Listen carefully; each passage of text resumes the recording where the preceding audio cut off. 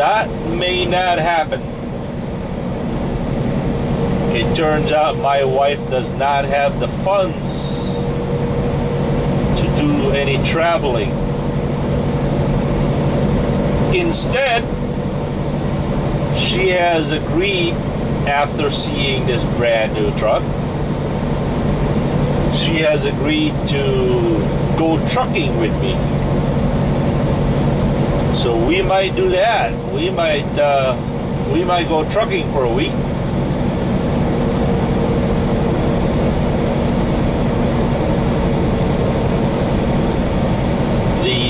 The allure of having a brand spanking new truck, real nice, clean, smelly good,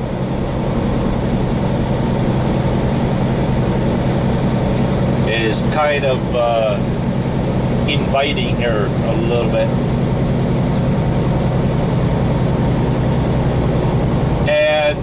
And we might also bring our 10-year-old daughter, AJ, which I am not particularly looking forward to that, because I want to go trucking with my wife. Not to mention that having 3 people in this truck, oh dear. Talk about limited space.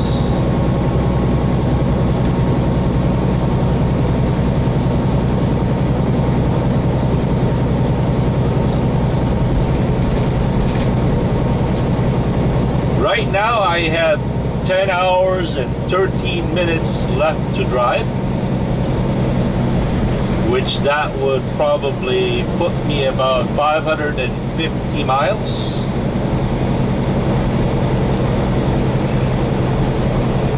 That will probably bring me somewhere around,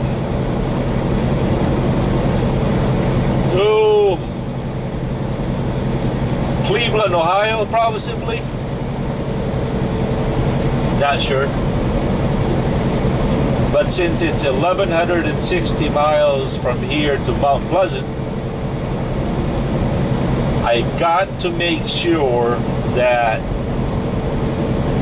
I drive at least 600 miles today. But the real goal is to drive as much as I can, as quickly as I can, to get there, even though my appointment is not till Monday. The object of this plan is to drive to get there as quickly as possible, to arrive there as quickly as possible, so I can go off duty.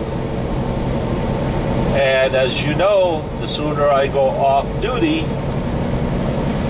I might be fortunate to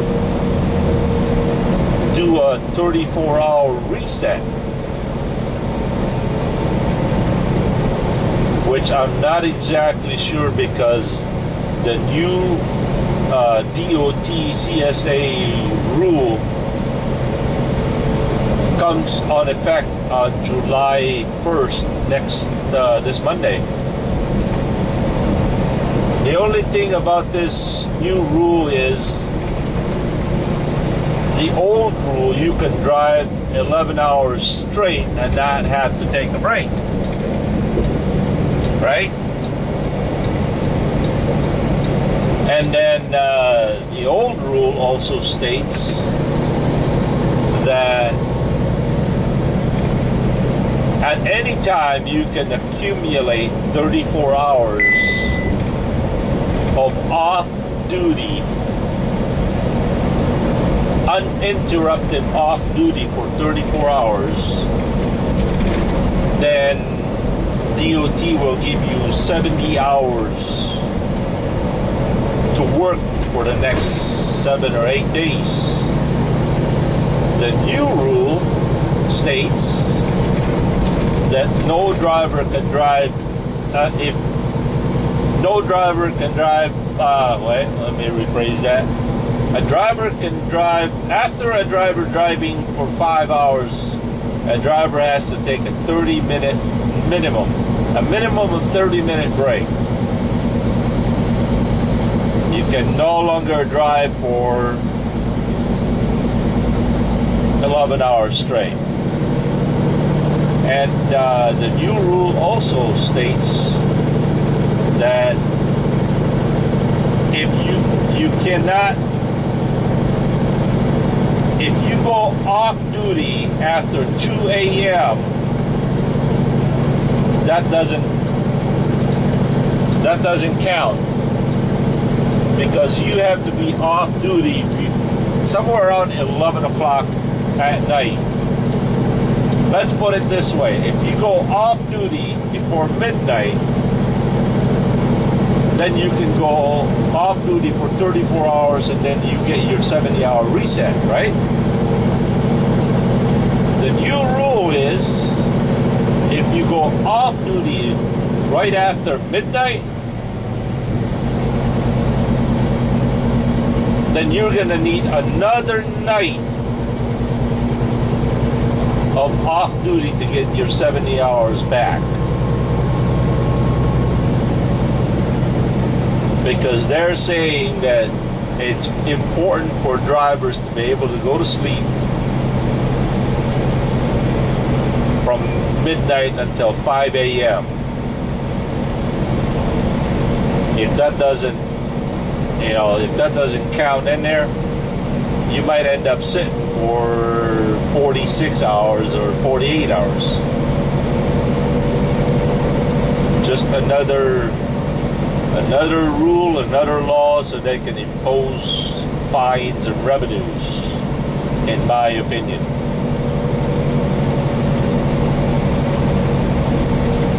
But anyhow,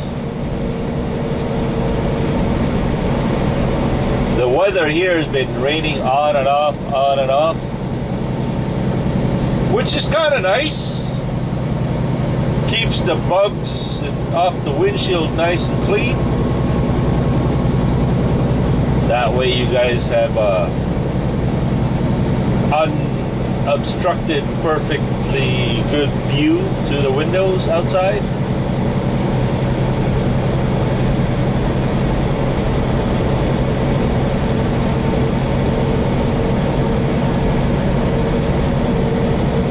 I was tempted to stop by in Buffalo or Niagara Falls and possibly go to Niagara Falls and then, just go roam around there for a couple hours. But that costs money. It takes time. I would rather just go to where I need to be, sit for 34 hours, get a reset, stay away from the truck stops and stores. That way I don't spend the money, which I don't have anyway.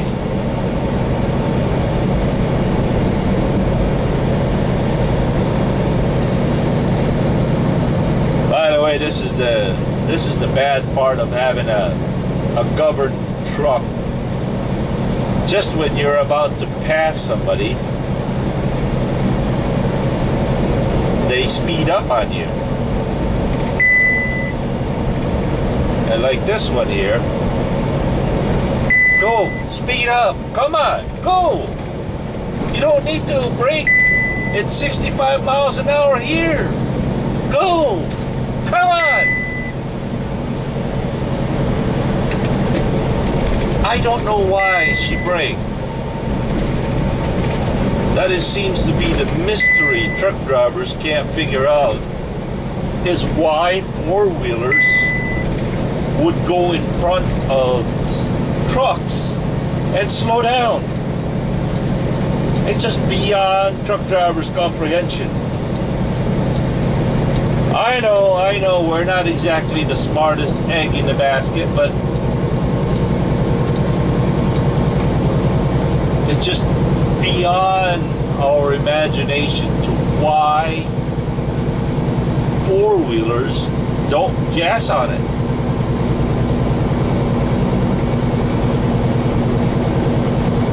And another thing that we can't figure out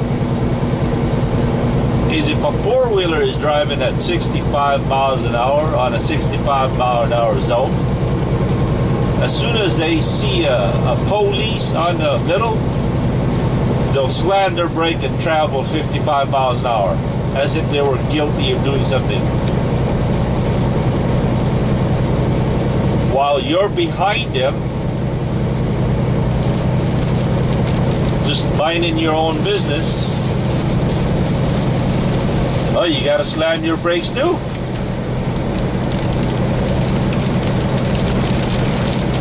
Okay, look at the Honda Civic on the left over there. Speed limit here is 65, right? It's probably doing 55. Why would she be traveling on the left lane, following that truck, alongside that truck? Either you slow down, you speed up, don't black off the lane, you know. I guess she eventually did, but oh, sometimes I try not to think about it. It just gives me a headache to figure out things that are so simple.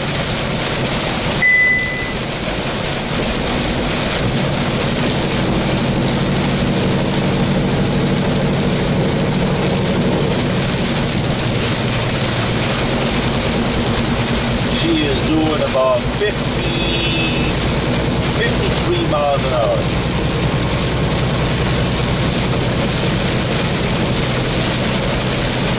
I told you it rains on and off, on and off.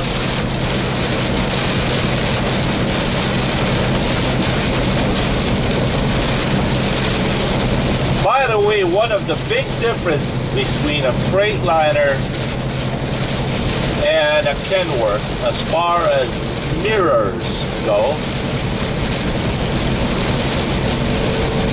Freightliners, every time you use your windshield washer to clean the windows or the windshield, it messes up your rear view mirrors because of the aerodynamic. It sucks the vacuum, that fluid, right into the mirrors. And believe it or not, that causes me to not clean my windshield just so I won't get my mirrors dirty.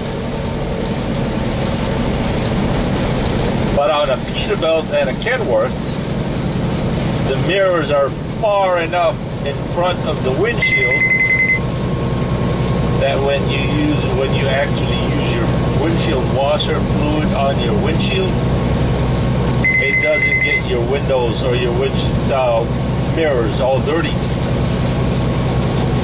which is a really good thing. Really good thing.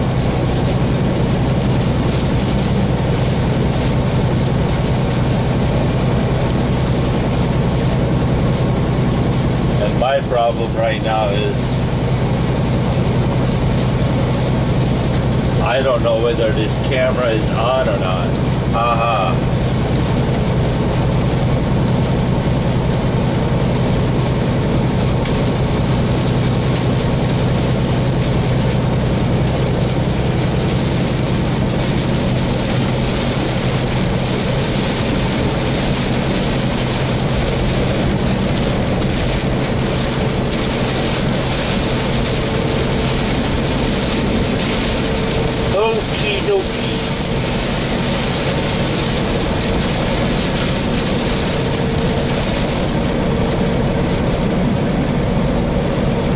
I'm sure you guys have seen enough. We'll catch you later. Peace.